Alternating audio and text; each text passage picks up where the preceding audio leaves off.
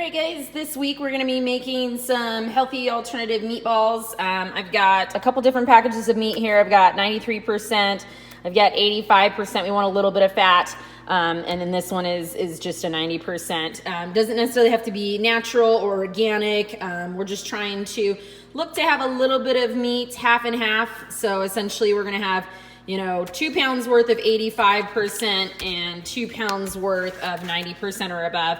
That combination will allow the meatballs to not dry out. We're gonna end up using 2 eggs today for this recipe. We're gonna use about 3/4 to a cup of just some panko breadcrumbs. The great thing about these breadcrumbs, at least, like for me, is, it's very minimal in regards to, you can see right here for ingredients. We're gonna use a little bit of soy sauce for some salt, about a tablespoon or 2 of garlic, just depends on how garlicky you like your stuff. Again, some crushed tomatoes. Again, these are the ones that don't have the sugar in it, the added sugars, really. It's just kind of natural sugars. So, we're looking for a minimal amount of sugar on stuff like that. And then just seasonings, like we're looking at some just different, seasonings of Italian mixes to add into it. So let's go ahead and get this process going, okay?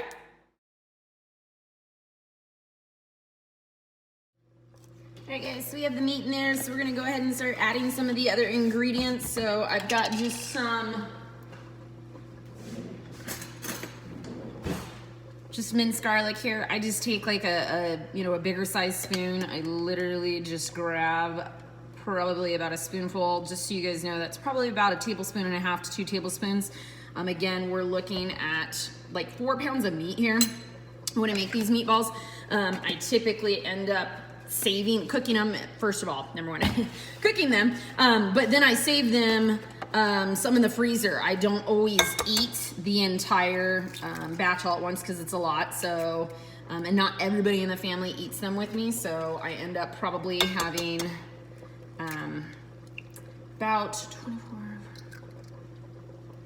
probably about 48 to 60 meatballs. And then I just, split them up. About 5 meatballs is gonna be a serving. But like I said, I keep some in the fridge and then I end up putting the rest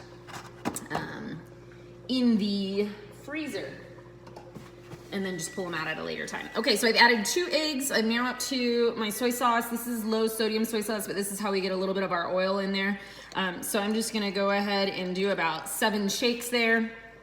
I'm gonna go ahead and start to add my seasoning. So I've got some Italian herb. I just do about 7 shakes of that. I don't ever measure things a lot of the time, guys. I think it's really important to note that I'm just kind of estimating sometimes what I think the measurements are when I write these also too on the videos.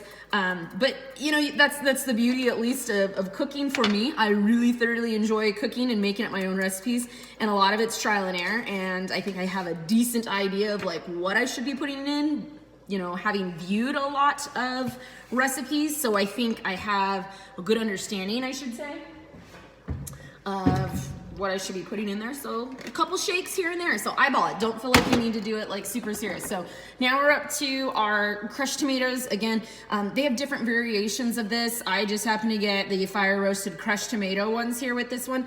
And I do always buy this brand though, because like I said, it's the brand I found that has the least amount of added sugars and additives in it. And again, we're trying to do things that are pretty much naturally or done whole or done, again, more considered like real food. So I add that in there for some flavor. Some, again, with the fire roasted adds a little bit more flavor versus some that have some of the garlic or the lime or the jalapenos or the bell peppers, etc. So it's kind of up to you for flavoring. Once I'm there, again, you can kind of eyeball this again too.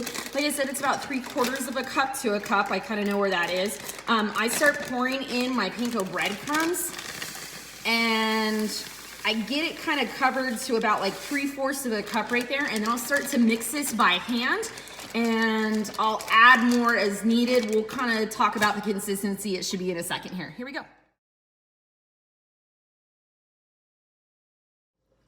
All right, so the consistency of it is now kind of all mixed up and stuff like that. Again, I kind of start with the 2 eggs. It's usually 2 eggs for 3 pounds. This is 4 pounds, so I'm actually gonna go ahead right now and add another binder in there, so that is gonna be 1 more egg and then a little bit more of the breadcrumbs.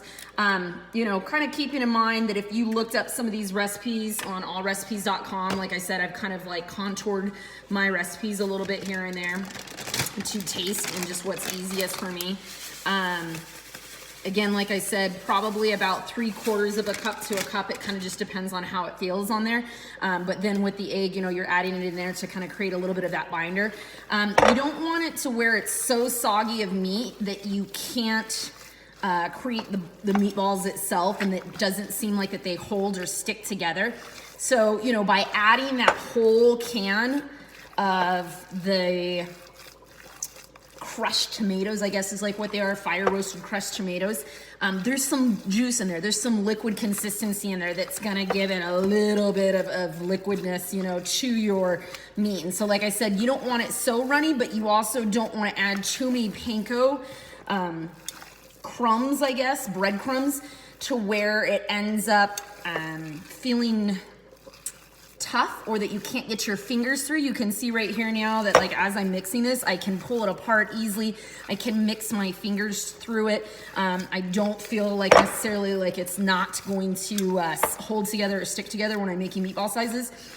So anyways, once you kind of have the meat all mixed together, this is pretty good for me right now. I'm gonna pull out some baking sheets here in a second, put some parchment paper on it.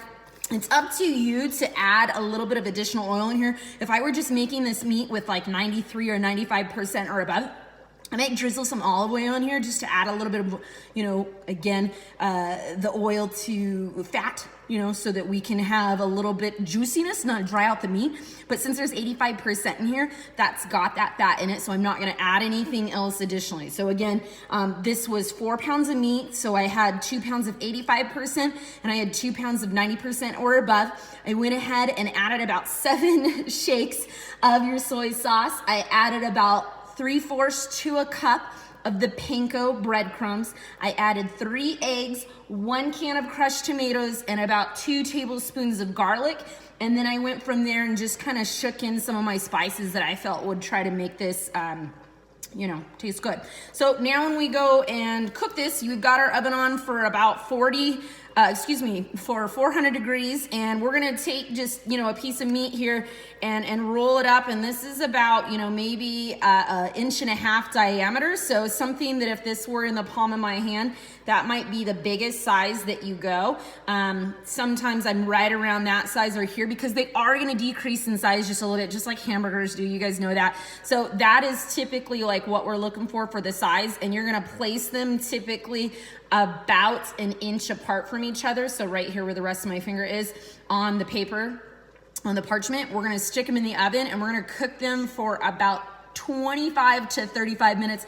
Kind of just depends on your consistency of what you're looking for the middle. 35 minutes is what I go for, you know, and then again, like I say, reheat them. It's pretty much like I do about 5 of these as a serving for me. Just kind of depends on the size. Sometimes I get a little bit bigger on some of these, but about 5 of these, which is 3.5 ounces for me of meat is a serving. And so I warm them back in the microwave for, I don't know, like a minute, and then you've got a good meal. Okay, so we'll watch some more.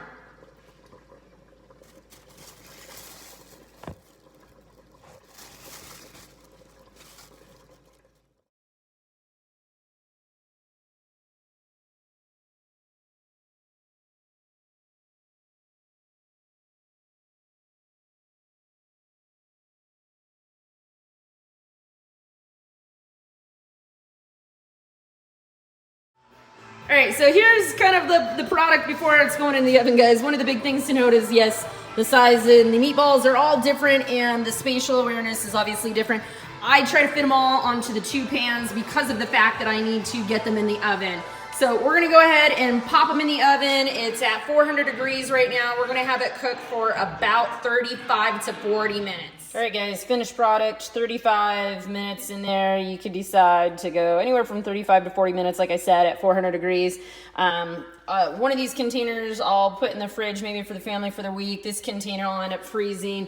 I already put some pre-made meals together for me for the week, so you can see right here that I've got 5 meals right there for me. It's just steamed broccoli and then 5 meatballs, which comes out to anywhere from like 3.5 ounces to like 4 ounces of protein and stuff like that. So, you know, for my added carbs and stuff like that, I'll always add some fruit in there as always. Or remember lately, I've been doing bananas and organic pumpkin, which is really sweet, or organic sweet potatoes. And I like it cold because it just tastes better to me. So, all right, there's meatballs. Woo woo!